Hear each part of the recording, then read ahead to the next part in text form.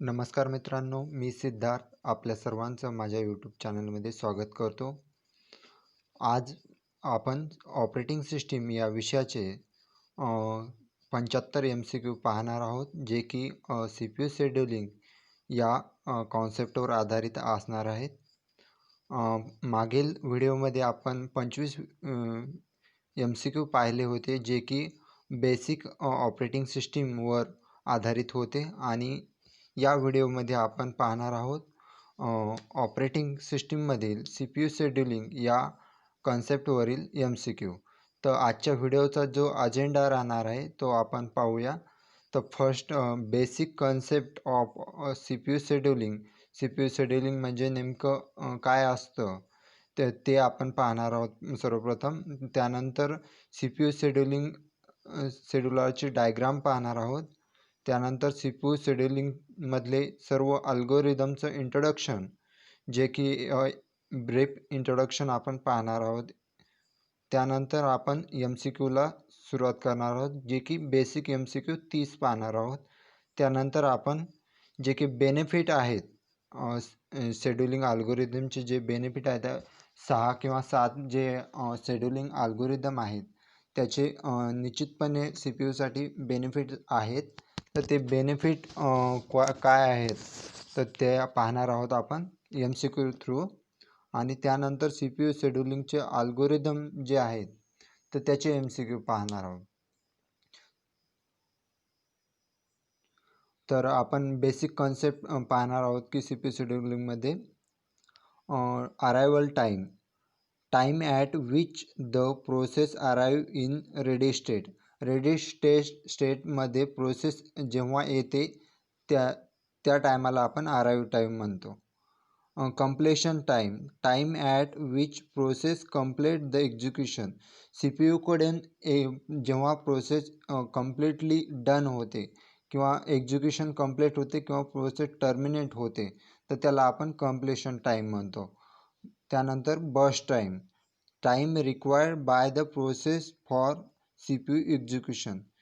CPUला process execute करण्यासाठी लागलेला वेळ म्हणजे बर्स्ट टाईम. त्यानंतर turn around time difference between completion time and arrival time. तर यामध्ये याचा फॉर्म्युला आहे turn around time equal to completion time minus arrival time. म्हणजे सुरुवातीला आलेला टाईम म्हणजे अरायवल टाईम आणि जो डन प्रोसेस कंप्लीट होऊन टर्मिनेट झाले डन झाली तो टाईम, याचा जो का मायनस केला तो आपल्याला टर्न अराउंड टाईम मिळतो.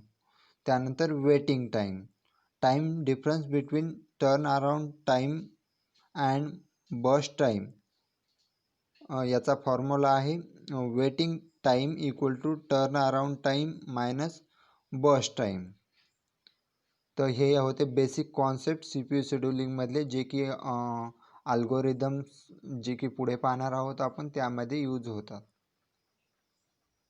तर आपण CPU शेड्यूलिंगचे MCQ पाहण्या अगोदर CPU शेड्यूलिंगची डायग्राम पाहणार आहोत. CPU शेड्यूलिंगमध्ये कशा प्रकारे प्रोसेस होतात. तर कोणतीही प्रोसेस होण्यासाठी 5 स्टेपमधून प्रोसेस जात असते. सर्वप्रथम प्रोसेस जेव्हा क्रिएट होते किंवा बॉर्न होते तर ती प्रोसेस क्रिएट झाल्यानंतर ती जॉब क्यूमध्ये स्टोअर होते.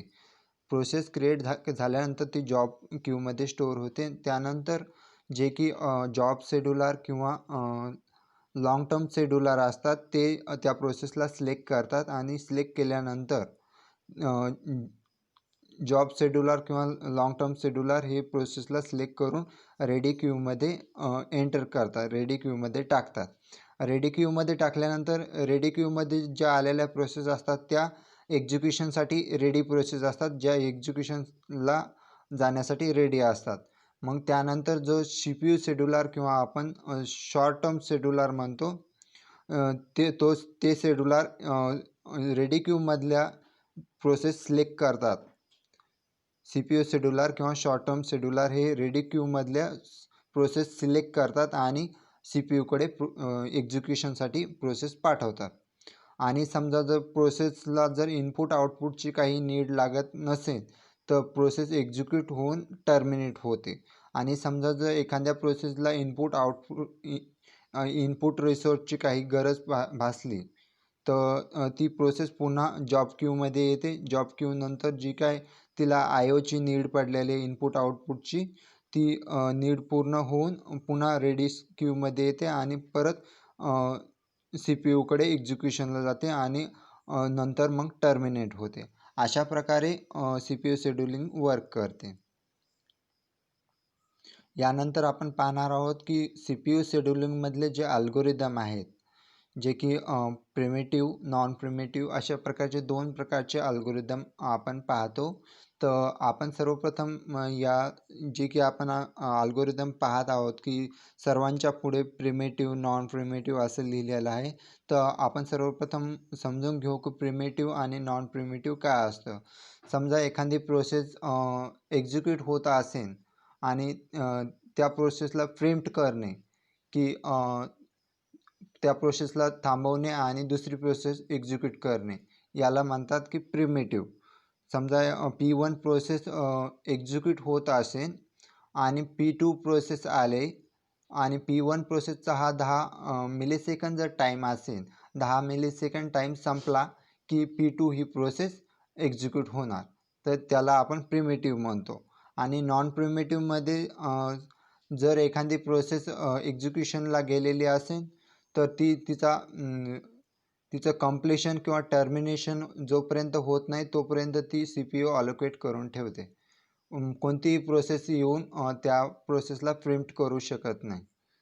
हे अशा प्रकारचे प्रिमिटिव्ह आणि नॉन प्रिमिटिव्ह 2 प्रकारचे अल्गोरिदम असतात. तर सर्वप्रथम आपण पाहणार आहोत फर्स्ट कम फर्स्ट सर्व अल्गोरिदम.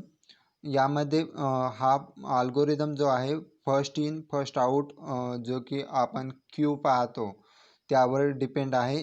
जे की जी प्रोसेस फर्स्ट इन होईल तीच फर्स्ट आउट होईल या अल्गोरिदममध्ये. आणि हा अल्गोरिदम नॉन प्रिमिटिव्ह आहे. परीक्षेमध्ये बऱ्याचदा विचारले जाते फर्स्ट कम फर्स्ट सर्व अल्गोरिदम कोणत्या कॅटेगरीमध्ये येतो. तर हा अल्गोरिदम नॉन प्रिमिटिव्ह कॅटेगरीमध्ये येतो.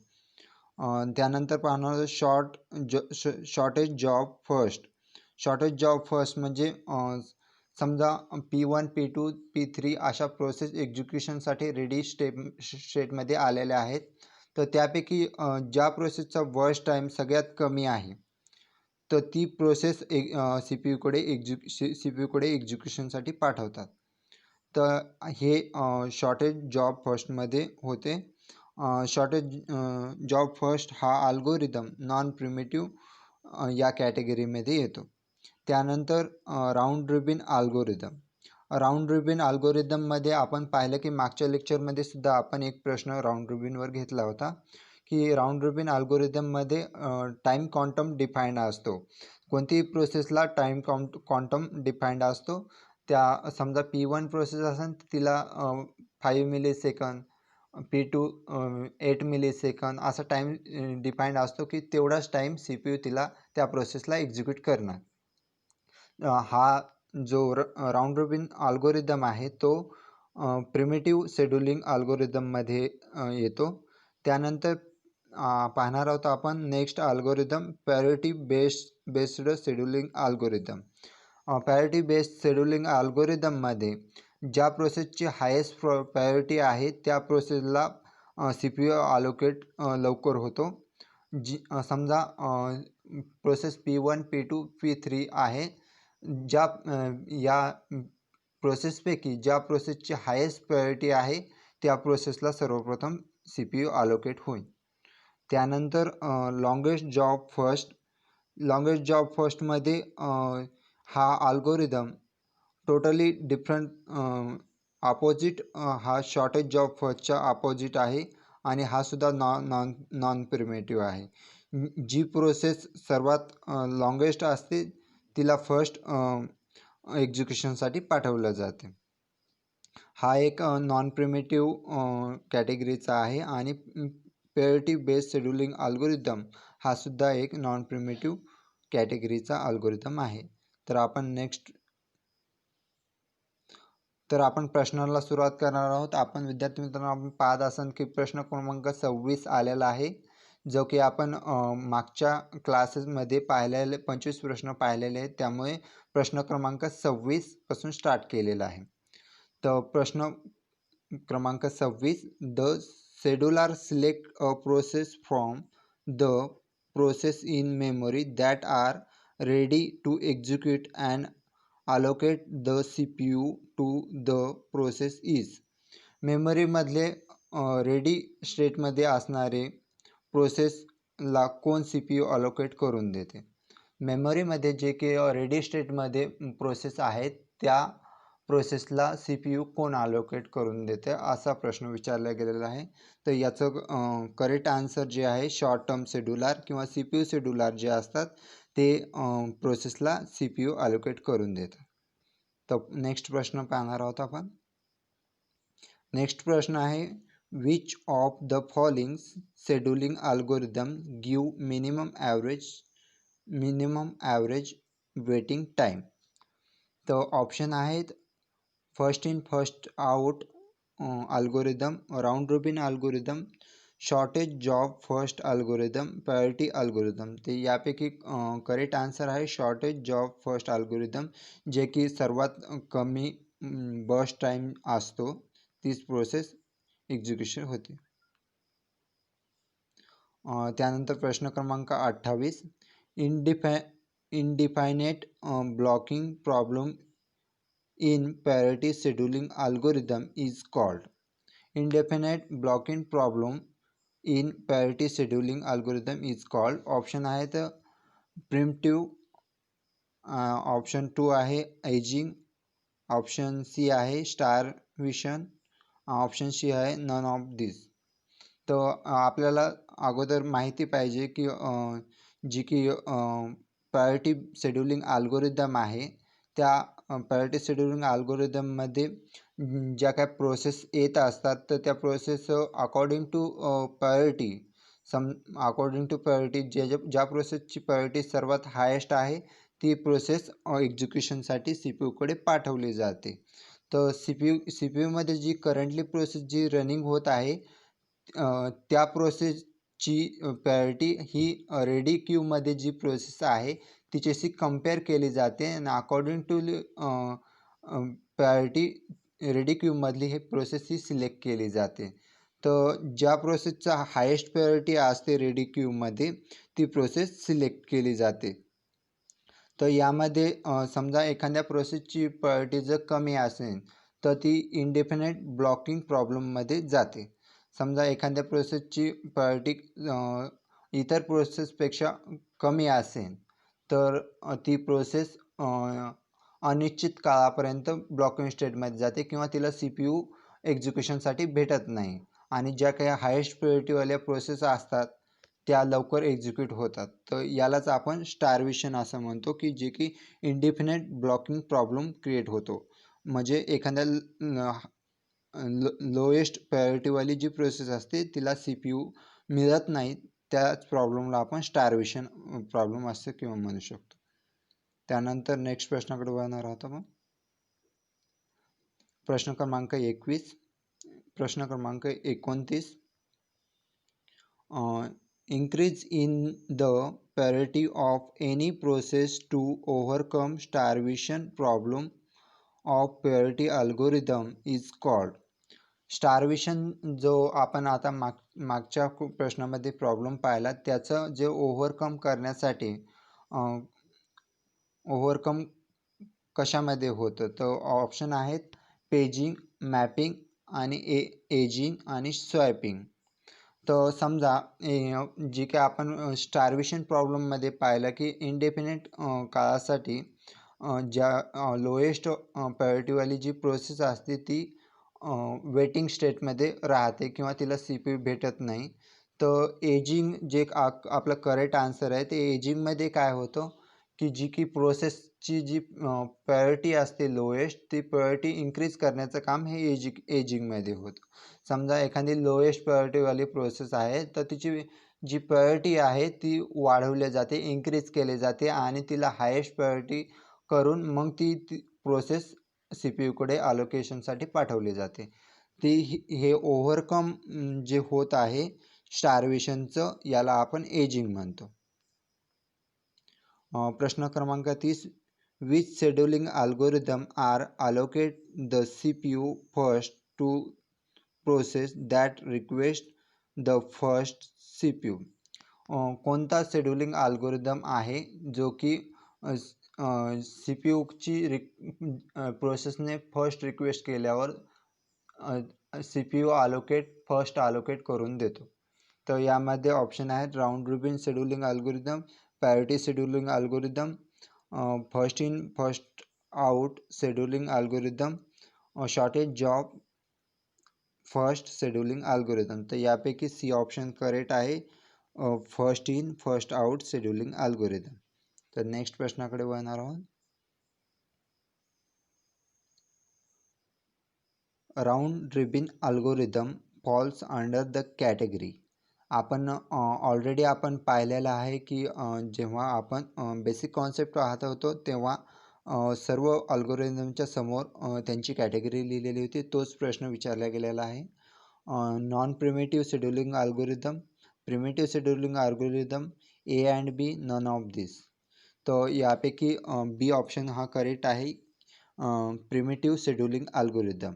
यामध्ये आपण पाहतो की प्रत्येक प्रोसेसला क्वांटम टाईम डिफाईंड असतो, इनबिल्ड असतो प्रोसेससोबत, जे की सी पी यूकडे जेव्हा एक्झिक्युशनसाठी प्रोसेस जाते तेव्हा सी पी यू जेवढा टाईम असेल तेवढ्याच टायमासाठी ती प्रोसेस एक्झिक्यूट होते आणि टाईम ओव्हर झाल्यानंतर परत ती वेटिंग स्टेटमध्ये जाते, वेटिंग स्टेटमधून रेडी स्टेटमध्ये जाते आणि परत एक्झिक्युशनसाठी सी पी यूकडे जाते. तर नेक्स्ट प्रश्न पाहणार आहोत. प्रश्न क्रमांक 32, the process that are residing in main memory are ready and waiting to the execute are kept in list. ज्या प्रोसेस रेडी आणि वेटिंग आणि एक्झिक्यूट कीप्ड ऑन द लिस्टसाठी असतात. तर ऑप्शन आहेत job queue, ready queue, new queue आणि execution queue. तर यापैकी ऑप्शन बी हा करेक्ट आहे, ज्या की आपण रेडी क्यूमध्ये स्टोअर करतो. प्रश्न क्रमांक 33, in priority scheduling algorithm when a process arrive at the ready queue it priority is compare with the priority of. समजा प्रायोरिटी शेड्यूलिंग अल्गोरिदममध्ये एखादी प्रोसेस रेडी क्यूमध्ये येते तेव्हा तिची प्रायोरिटी कोणत्या प्रोसेसच्या प्रायोरिटीशी कम्पेअर होते. समजा रेडी क्यूमध्ये एक प्रोसेस आलेली आहे आणि तिला जर प्रायोरिटी चेक करायची आहे तर ती कोणत्या अलोकेशनला जायचं तर ती जी की प्रायोरिटी चेक करणार आहे की जी प्रोसेस एक्झिक्यूट होत आहे सी पी यूमध्ये तिच्या प्रायोरिटीशी ही प्रोसेस आपली प्रायोरिटी कम्पेअर करणार आहे.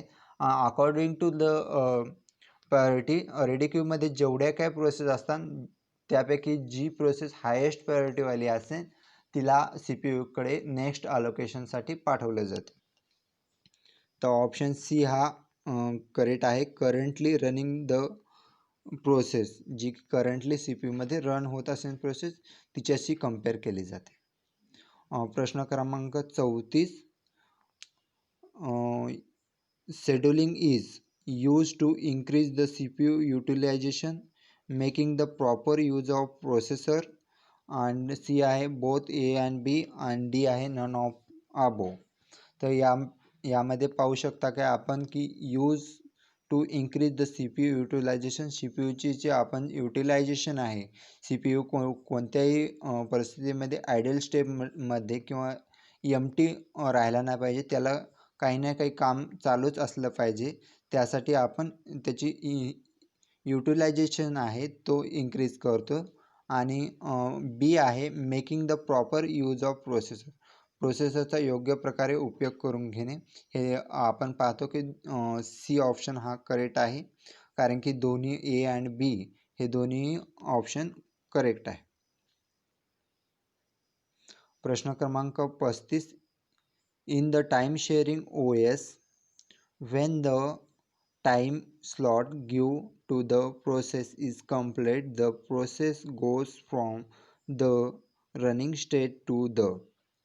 तर ऑप्शन ए आहे रेडी स्टेट, ऑप्शन बी आहे टर्मिनेट स्टेट, ऑप्शन सी आहे वेटिंग स्टेट, ऑप्शन डी आहे न्यू स्टेट. तर यापैकी ऑप्शन ए हा करेक्ट आहे, जे की रेडी स्टेट याचा आन्सर आहे. प्रश्न क्रमांक 36. Which model give to control of CPU to process select by short term scheduler. तर ऑप्शन आहे डिस्पॅचर, शेड्युलर, इंटरप्ट आणि नन ऑफ अबोव. तर डिस्पॅचर जे आहे ते याचा आन्सर करेक्ट आहे. प्रश्न क्रमांक 37. The process that are residing in main memory and are ready waiting to the execution kept on. तर याचा आन्सर जे आहे ते रेडी क्यू आहे. रेडी क्यूमध्ये ही प्रोसेस स्टोअर असते. 38वा प्रश्न आहे the interval from the time of submission of process to the completion is.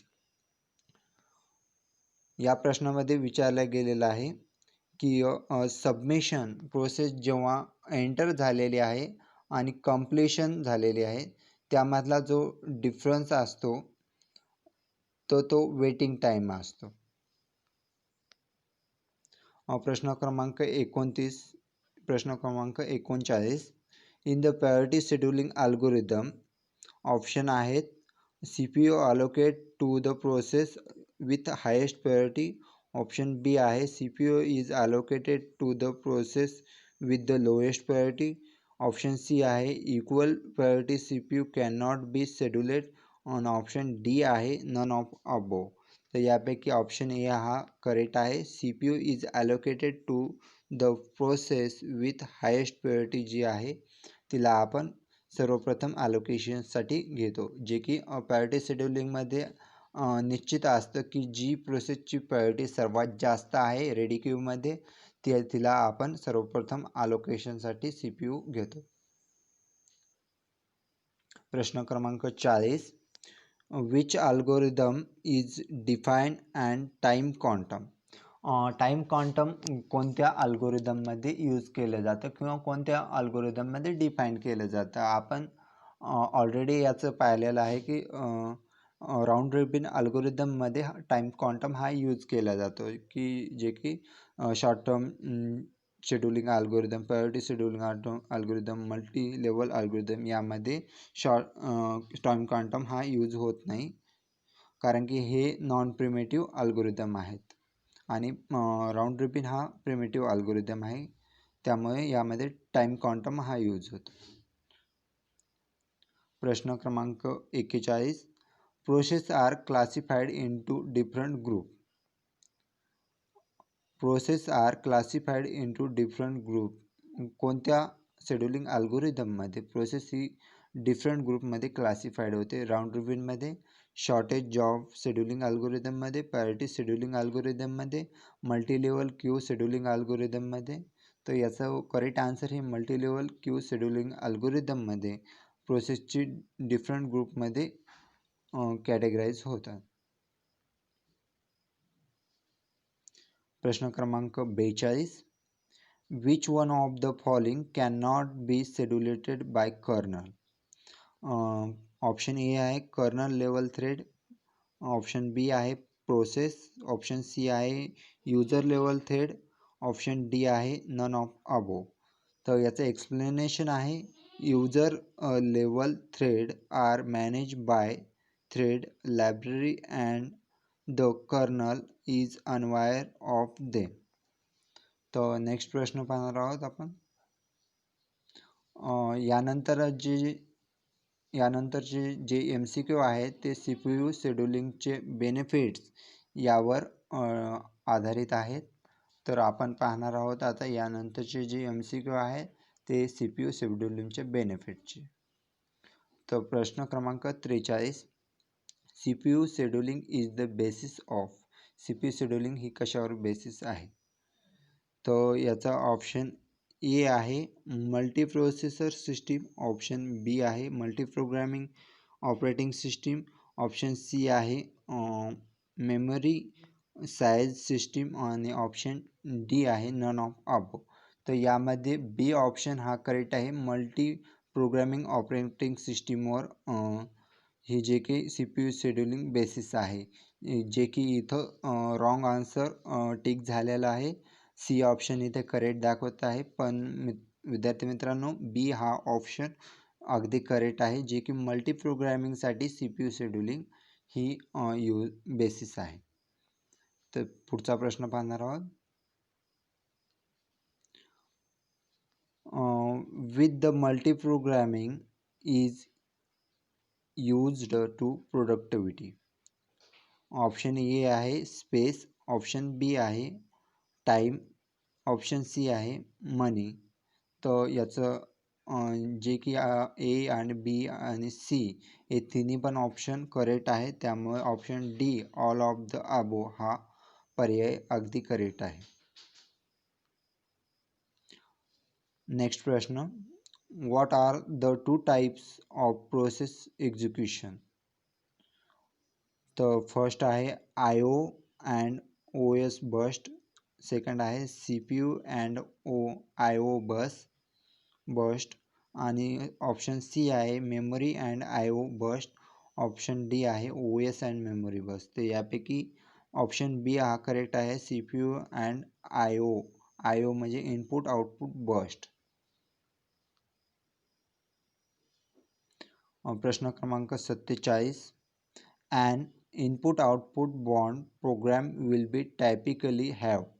Option A आहे a few very short C P U burst, option B आहे many very short I O burst, option C आहे many very short C P U burst, option D आहे a few very short I O burst. तर यापैकी option C हा correct आहे, many very short C P U burst. प्रश्न क्रमांक 48. A process is select from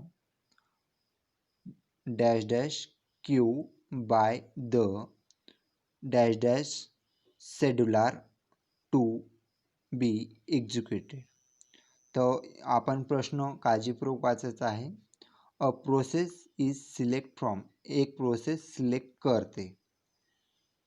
process select कुठून करणार, एक तर रेडी क्यूमधून करणार आहे किंवा जॉब क्यूमधून करणार आहे. तर या ठिकाणी एक तर रेडी क्यू येऊ शकतं किंवा जॉब क्यू येऊ शकतं. तर आपण इथं next G M T page आहे तिथं पाहणार आहोत बाय द. तर इथे दोन शेड्युलरपैकी एक शेड्युलरचं नाव येऊ शकतं, जे की जॉब शेड्युलर किंवा शॉर्ट टर्म शेड्युलर. तर यामध्ये जे पुढे दिलेलं आहे शेड्युलर टू बी एक्झिक्युटेड, म्हणजे जे की सी पी यूकडे एक्झिक्युशनसाठी जाणार आहे प्रोसेस. जर सी पी यूकडे जर प्रोसेस जर एक्झिक्युशनसाठी जात असेल तर ती निश्चितपणे आपण सांगू शकतो की ती रेडी क्यूमध्ये प्रोसेस आहे आणि शॉर्ट टर्म शेड्युलर जे आहे ती प्रोसेस सिलेक्ट करून सी पी यूकडे एक्झिक्युशनसाठी पाठवणार आहे. त्यामुळे ऑप्शन सी हा करेक्ट होतो, ready and short term scheduler. प्रश्न क्रमांक 49. The switching of the C P U from one processor thread to another is called. Process switch, task switch, context switch, all of the above. तर याचा answer D हा correct आहे, all of the above. A B C हे सर्व option correct आहे. प्रश्न क्रमांक 50. Scheduling is done so as to decrease the C P U utilization, B keep the C P U more idle, option C आहे increase the C P U utilization आणि option D आहे none of above.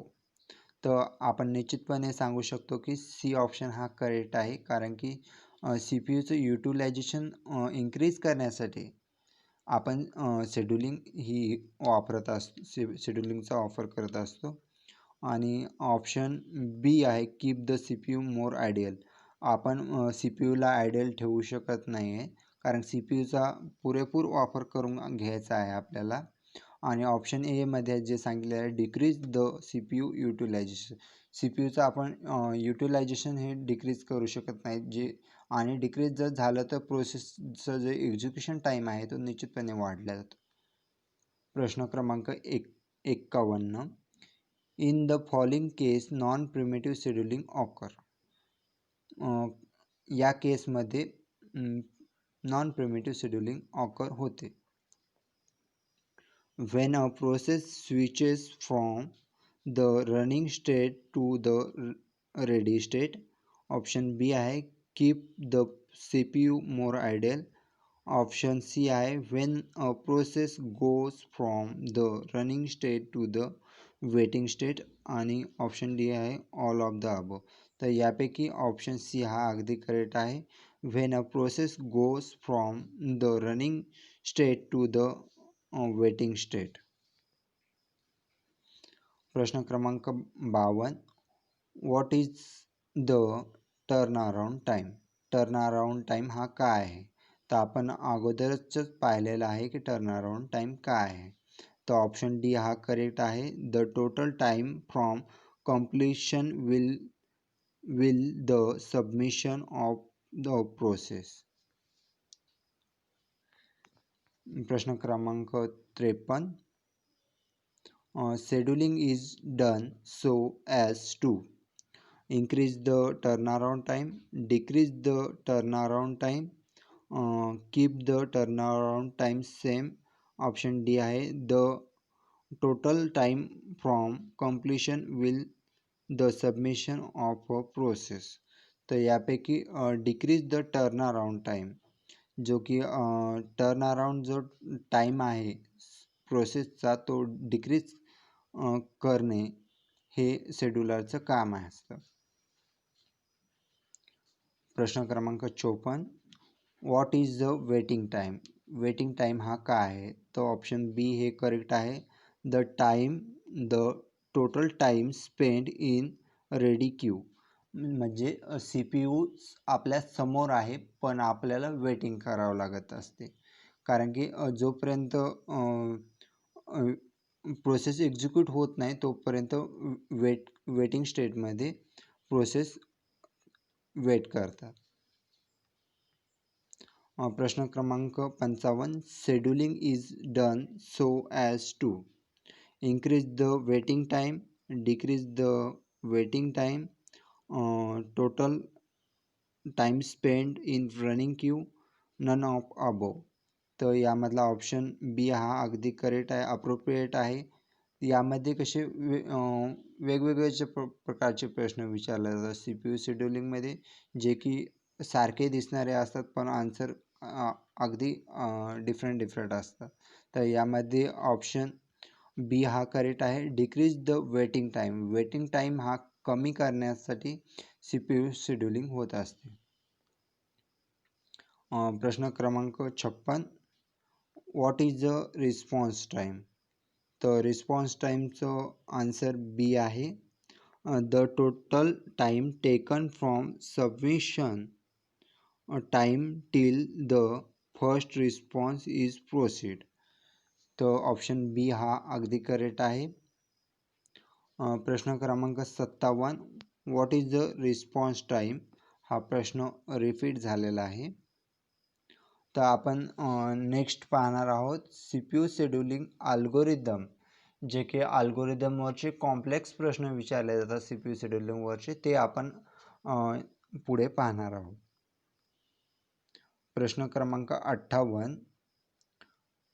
with the round robin scheduling algorithm in a time shared system. तर option B हा correct आहे. Using very large time slash convert it into first come first serve scheduling algorithm. तर option B हा अगदी correct आहे. प्रश्न क्रमांक 59, complex scheduling algorithm are very appropriate for very large computer, use minimum resource. Option C आहे using many resource. Option D आहे one of the above. आणि यामध्ये ए आन्सर हे अगदी करेक्ट आहे. Are very appropriate for very large computer. आणि याचं explanation आहे large computer are overloaded with a greater number of process. प्रश्न क्रमांक 60, the strategy of making the process that are logically runnable to be temporary suspended is called. तर यामध्ये option आहेत preemptive scheduling, non preemptive scheduling, SJF shortest of first come first served. तर यामध्ये option A हा अगदी correct आहे, primitive scheduling. प्रश्न क्रमांक 61, what is the scheduling. Option A है allowing a job to use the processor. Option B आहे making the proper use of processor. Option C आहे A and B. Option D आहे none of above. तर यामध्ये option A हा correct आहे, allowing a job to use the processor use करण्यासाठी allow केलं जातं जॉबला. प्रश्न क्रमांक 62 हा की जो प्रश्न आहे थोडा न्यूमरिक आहे. There are 10 different processes running on the वर्कस्टेशनवर 10 प्रोसेस रनिंग स्टेटमध्ये आहेत. Idle process are waiting for input event in the input queue. Busy process are scheduled with the round robin time sharing method. Which out of the following quantum time is the best value? Small response time if the process have a short running time. आणि एक्झाम्पलमध्ये दिलेला आहे less than 10 millisecond. तर option A आहे time quantum equal to 50 millisecond. Option B आहे time quantum equal to 40 millisecond. Option C आहे time quantum equal to 40 millisecond. आणि option D आहे 40 मिलीसेकंद. ही जी ऑप्शन आहेत ते सेम झालेले आहेत. तर यापैकी ऑप्शन बी हा अगदी करेक्ट, ऑप्शन ए हा अगदी करेक्ट आहे, जो की सर्वात कमी क्वांटम टाइम आहे 15. प्रश्न क्रमांक 63, ordered proceed in the sequence they are arrive if dash dash rule sequence the job. यामध्ये ऑप्शन ए आहे first come first serve. Option B आहे earliest due date. Option C आहे क्रिटिकल रेशो. ऑप्शन डी आहे slash timing remaining. तर option A हा अगदी correct आहे, first come first सर्व. प्रश्न क्रमांक 64, which of the following algorithm tends minimize the process flow time. तर ऑप्शन ए आहे shortest job first. Option B आहे first come first serve. Option C आहे longest job first. Option D आहे slash timing remaining. तर option A हा अगदी correct आहे, shortest job first. प्रश्न क्रमांक 65, under the multiprogramming turnaround time for short job is usually dash dash and that for long job is slightly dash dash. तर यामध्ये shorted आणि लेंथेड हे दोन अप्रोप्रिएट आन्सर आहेत की जे की बी ऑप्शन हा करेक्ट आहे. प्रश्न क्रमांक 67. The real difficulty with SJF shortest job first short term scheduling is. Shortest job फर्स्टमध्ये रिअल डिफिकल्टी कोणती आहे? तर ऑप्शन बी हा अगदी करेक्ट आहे. Knowing the length of the CPU request.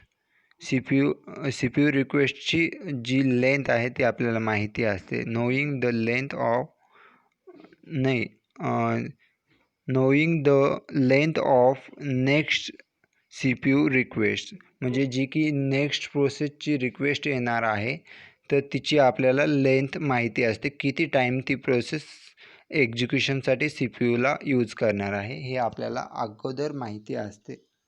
हा त्याची डिफिकल्टी आहे. प्रश्न क्रमांक 68. Primitive shortage job first scheduling is sometime called.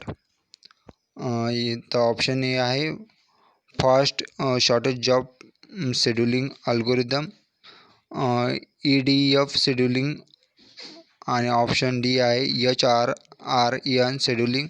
Option D आहे HRTN scheduling, shortest remaining time next. Option D हा अगदी करेक्ट आहे, जो की आपण पाहतो की ऑप्शन डीमध्ये शॉर्टेस्ट रिमेनिंग टाईम नेक्स्ट हा ऑप्शन अगदी करेक्ट आहे. तर आपण नेक्स्ट प्रश्न पाहणार आहोत.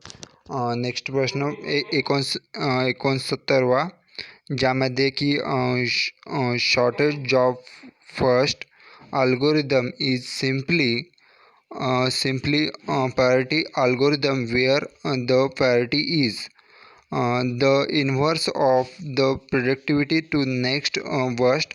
त्यानंतर आहे the predict the CPU burst, आणि ऑप्शन सी आहे द करंट CPU बर्स्ट. तर यामध्ये ऑप्शन डी हा अगदी करेक्ट आहे, the predicted next CPU burst. प्रश्न क्रमांक 70. Choose one of the disadvantages of the priority scheduling algorithm. Priority scheduling अल्गोरिदमचा आपल्याला एक डिसअडवांटेजेस सांगायचा आहे. It's scheduling in very complex manner. B आहे it's scheduling keep up lot of time. Option C आहे it can lead to some low priority process waiting independently for the CPU. आणि option D आहे none of above. तर आपल्याला माहीत आहे की C P U शेड्यूलिंगमध्ये प्रायोरिटी शेड्यूलिंग अल्गोरिदममध्ये ज्या प्रोसेसची सर्वात हायेस्ट प्रायोरिटी असते तिला सर्वप्रथम CPU अलोकेशनसाठी मिळतो, आणि ज्या प्रोसेसची प्रायोरिटी सर्वात लोएस्ट असते त्या प्रोसेसला CPU अलोकेशनसाठी इंडिफिनिट टायमासाठी ब्लॉकिंगमध्ये राहावं लागतं, किंवा कधीकधी CPU ब्लॉकिंग स्टेटमध्येच राहावं लागतं. तर प्रश्न क्रमांक 71 पाहणार आहोत. What is the ageing. Ageing काय आहे? तर आपल्याला माहिती आहे एजिंग स्टार्वेशन जो प्रॉब्लेम आहे त्याला ओव्हरकम करण्यासाठी एजिंगचा ऑफर होतो. जे की आपण पाहिलेलं स्टार्वेशन प्रॉब्लेम.